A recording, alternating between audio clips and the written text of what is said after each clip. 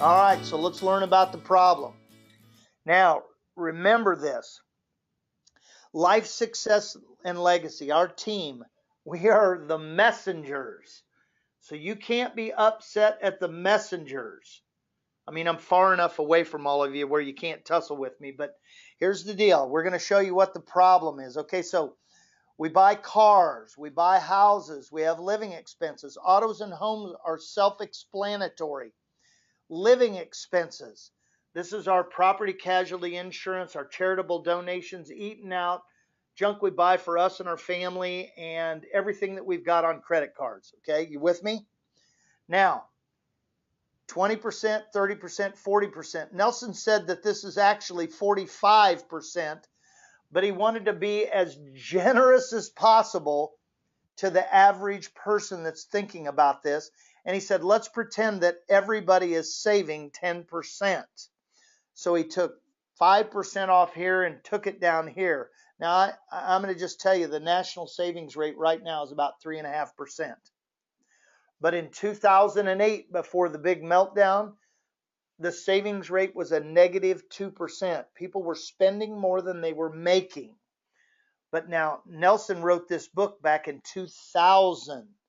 But he discovered this over 20 some years of investigation, and he actually put these numbers together with just the average family. All right, so you and I learned how to buy cars by either saving up money and paying cash, or we went down to the bank and financed it. Would you agree? I would say so.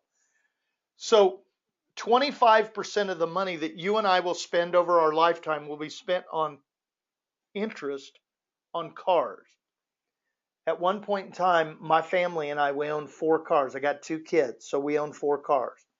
Now, we always had one car. Well, I can't say always because we had 2 cars at one point in time financed. But one car financed, and the minute you pay that one off, don't you trade the next one down in? And you do this over and over and over. So this is an ongoing interest that you just acquire over your life. Now, if you own a home, have you ever seen the payment going out the door? How much is interest? Well, I'll just tell you, over your lifetime, it's going to be somewhere between 85 and 90%. Because I'm in my 6th home. It might be my 7th, actually. I'm thinking right now. But it's neither here nor there. So what ends up happening is 85% of the money you're going to spend on your house. So you buy your first house right after you get married, and you live in it for 5 or 6 years. And what ends up happening is you got a couple of bambinos. So what do you got to do? You got to upgrade or add on. So you go out, you sell that one, you go get a bigger one. And you do that for 5, 7, 8 years. And what happened to interest rates? Oh, they went down. So what do? We refinance. Remember, I'm just the messenger. I've done all these things, by the way. So there's a way out of the nightmare that you might be in right now. So guess what? This is a reoccurring problem throughout your entire life. We can change that. And your living expenses, we use a lot of credit cards. We finance boats, motorcycles, stuff like that. And so this is an ongoing problem. So Nelson said that 34.5% of the money that you and I will spend after taxes is going to be spent on interest alone. So let's look at the savings that most of us are not doing against the interest that we are doing. And let's look at it in the airplane world. Now, we're going to fly from Kansas City to St. Louis. Airplanes go through a number of different environments. Sometimes they're against the wind. Sometimes they're with the wind. Sometimes there's no wind at all. Now, our airplane goes 100 miles an hour. That's the 10% savings with the decimal point kicked out. All that represents is you and me working. That's it. But in this particular example, we're going to fly into a 345 mile an hour wind. That's the interest that you and I spend over our lifetime. So if our airplane goes 100 miles an hour and we're flying into a 345 mile an hour wind, guess what? We're going to Denver. Now, unfortunately, this is average America, and they're wondering why they cannot get ahead. So the financial guru goes out and says, hey, wait a second here. I can make your airplane go 105 miles an hour. So he's going to get you 5% more on your portfolio, but you're still flying into a 340 mile an hour wind. Can you see how that will never, ever work? Never. That was me 13 years ago with higher percentages. Less on the miles per hour, way higher on the interest that I was paying. I had to find a way out of my nightmare. But let's just take that wind current and say there's no wind at all. This is the guy who pays cash for everything. So here's us working. We're not having to work any harder. But this is the Dave Ramseys, the Susie Ormans of the world. They're going to pay cash for everything. So you can see in this particular example, this is as good as it gets. Now, it's way better than the first example. But what would happen if all of a sudden we could shift the wind current and put it behind us? Here's us working. We're not having to work any harder. But what would happen if all of a sudden we put a 345 mile an hour wind behind us? We are going to get there a whole lot quicker. So here's average America in the negative column. Here's the infinite banking plan. It's a positive column. It's a 690 mile an hour difference. In the airplane world, it's pretty giant. In the infinite banking world, it is huge. It's gianter. It's huger. I'm telling you, it's unbelievable. My airplane right now is going about 150 plus miles an hour. And I'm not doing a thing. It's a matter of who controls the wind current in your financial life. And let me tell you, most of us, it's not us. It's the banks, it's the credit cards, it's the student loan finance company. We can show you a way out of that nightmare. All right, so banking's the most important business in the world. In fact, Nelson says that you ought to be in two businesses. One, you ought to be in the one that you make your living in, and two, you ought to be in banking. And banking's more important than the one you make your living in. So every business transaction requires money to flow from one party to another. I put gas in my car, gas for money, money for gas, groceries for money, money for groceries, services for money, money for services. Money has to flow between one party. It's nothing more than a medium of exchange, or nothing happens. Flow. That money must flow from a pool somewhere. Everybody's got a pool. Our job is to help you identify the pool in your life and get the money flowing to you instead of out the door. And the banking business is all about controlling a pool of capital, which is just money that can flow at a cost to meet some need. Flow, flow, flow. It is about motion. But everything you and I got taught to do with our money, we were taught to let it set over there and let somebody else control it. It will not work. So the infinite banking concept is nothing more than a creation and utilization of a pool of money that's controlled by you, a private individual. There will be a depositor, somebody who puts the money in the system. There will be a shareholder, somebody who receives the profits of the system. What if we could make you both people? There is only one financial product on the earth that will do this. Your 401k, your 403b will not do it. Your mutual funds will not do it. Your IRAs will not do it. It's called dividend paying whole life insurance. It will do it. So banking is a process, not a product. But when we walk in the bank, what do they have? Checking accounts, savings accounts, trust mortgages, CDs. They got all of these wonderful products, but here's what they don't want you to know. So if your bank says that they have $2.5 million in assets, Do they have $2.5 million in their bank? No, they do not. They are going to the same cartel that everybody's going to. It's just a giant pool. Now, we're life insurance folks. So let me tell you what we talk about is premiums. If you want a little out of the pool, you put a little into the pool. If you want a lot out of the pool, you put a lot into it. This is not rocket science what we're doing here. But here's the deal. Everybody's got a portion of that pool that you actually do control, but nobody's ever showed you how to do it. But here's what we are doing right now. We're pulling money out of the pool and putting it back and out and back and out and back. You can put anything you want in these tabs. Business expenses, business auto loans, inventory. There's any number of things that you can put. But here's the thing. We know that everybody's got a pool. Nobody's ever showed you how to control it. Our job is to just keep turning stones and keep revealing truths until you see what you've got available to you and help you think differently. Now, we're life insurance guys, so I got to talk a little bit about life insurance. The life insurance industry is a little more than 260 years old right now, but we're going to just talk about a few of the products out there. 20 pay life, life paid up at 65, and ordinary life are all the same kind of policy.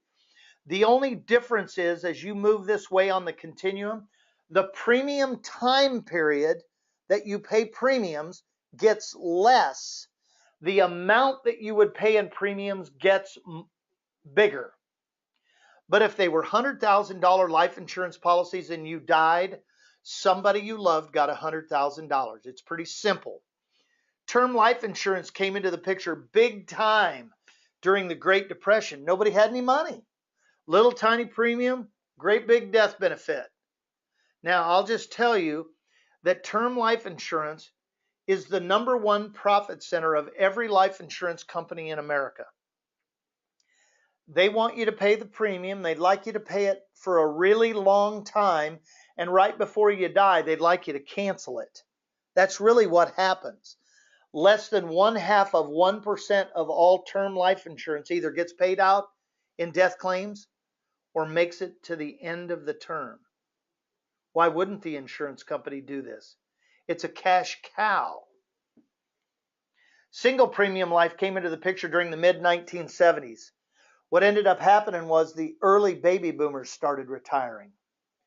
But these were the guys that came through the Great Depression. They learned how to put some money into their retirement plan, their pension plan, their 401k, and let it set for 30 years, 40 years. But when they retired, they had buckets of money. So the insurance company goes, hey, we don't have any product for these guys to put their money in. So they created single premium life. You could roll your retirement out income tax free. You could live off the interest income tax free. And when you died, your family got the money income tax free. It was a win-win-win. It was like hitting 3 home runs in a row. But all of a sudden, 1988 rolled around. And guess who didn't like that? The IRS said, whoa, we're not getting our fair share of money out of this thing. So they created what they call the modified endowment contract in 1988. They said, hey, if you take money out of these things, we're going to charge you a regular income tax rate. Now, keep in mind, in the 260 years of the life insurance industry, there has been one major change. It happened in 1988.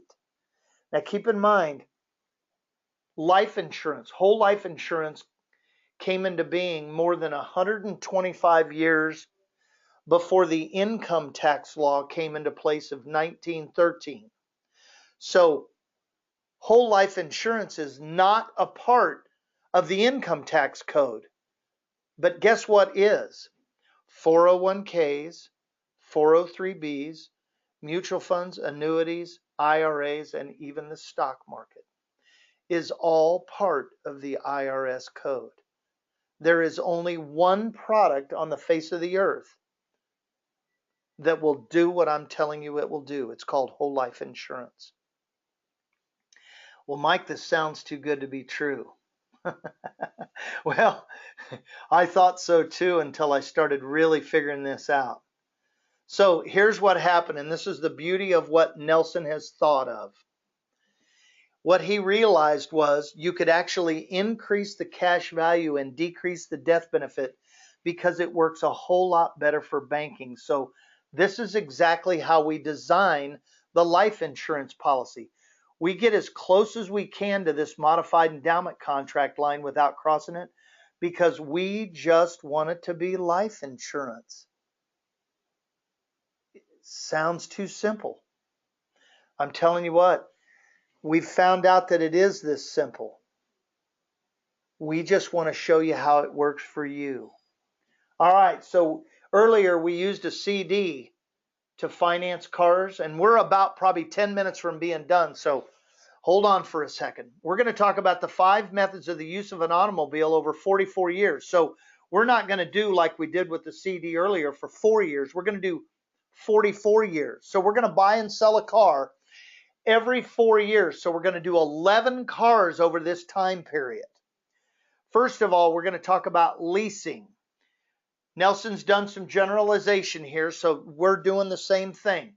We're figuring after you've leased 11 cars over this 44-year time period that you're going to spend about $200,000, and at the end of the 44 years, you've got no car, no cash, no nothing. Now, you and I learned how to buy cars either by financing at the bank or paying cash. In the bank method, where you're financing, and the cash method, they're still losing causes.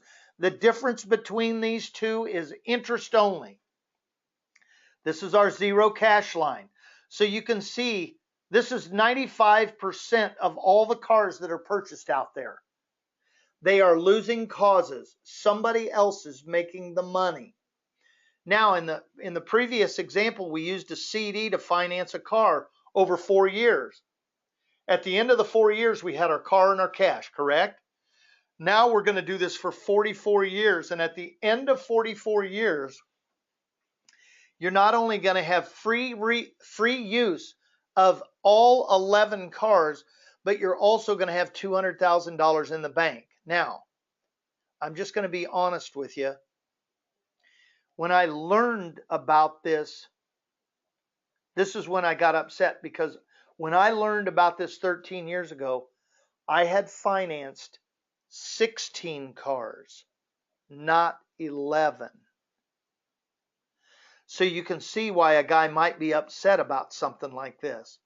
But I didn't know anything about an infinite banking concept of utilizing whole life insurance to finance vehicles.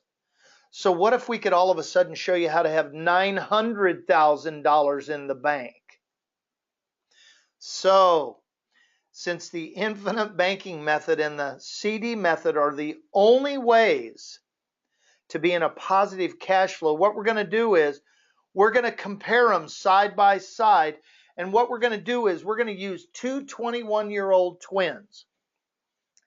Both of the twins are going to do the same thing throughout their lifetime. The only difference is one of the twin sisters is going to buy CDs down at the local bank. The other sister is going to use the infinite banking method and use whole life insurance to utilize for her system. So in interest of time, both sisters are going to put $5,000 a year into their respective system. The CD sister is going to buy a $5,000 CD each year. The infinite banking sister is going to put $5,000 a year in life insurance premiums. Now, if you have your book handy, go to page 45. I'm just doing this because I want you to see where this example is in your book. This is the example, but if you turn over to page 46 and 47, this is basically the illustration that Nelson used.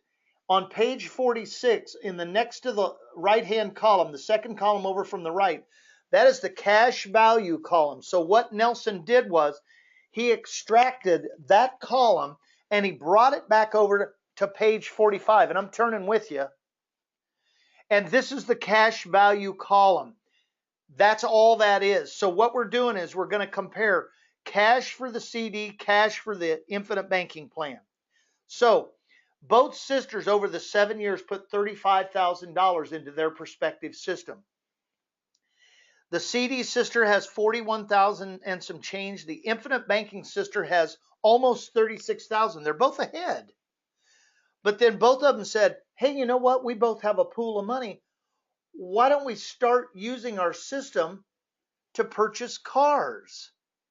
So both sisters in year 8 pulled out $10,550. They went down to the local Ford store and they purchased a Ford Focus for cash. But both sisters said, you know what? We want to be good bankers in this thing. So we want to pay back our system like we would be financing our own cars.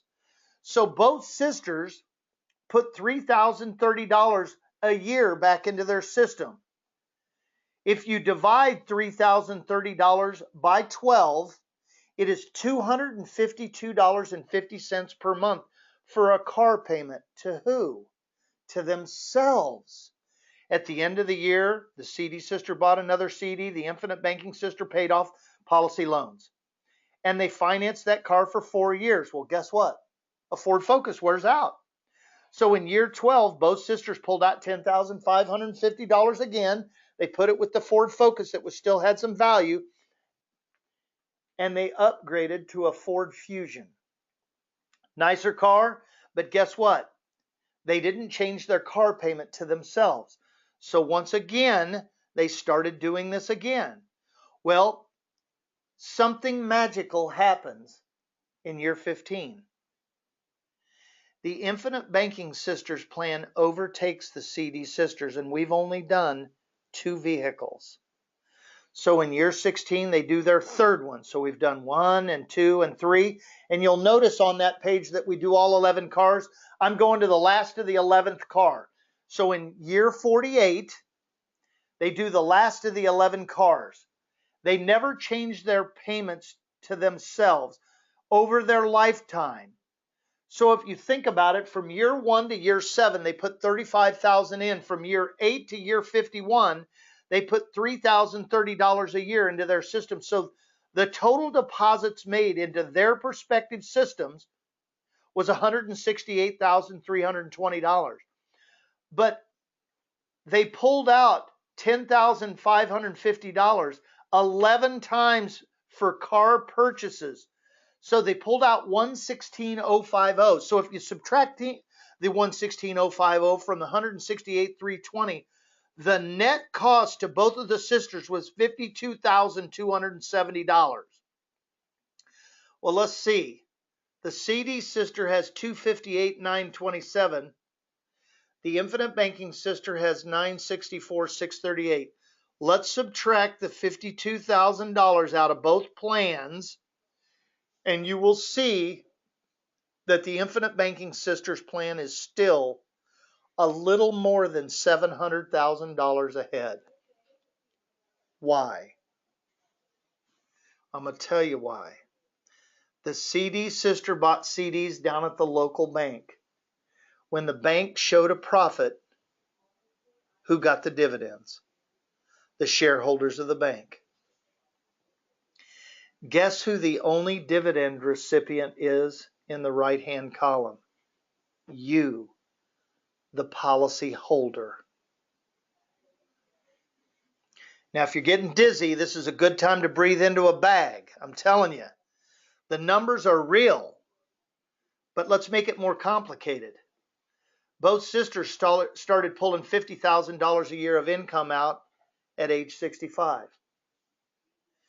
The CD sister ran out of money in the middle of year 6, but the infinite banking sister pulled out $50,000 a year, and Nelson makes everybody die at age 85. And the infinite banking sister passed on $1.3 million to the next generation.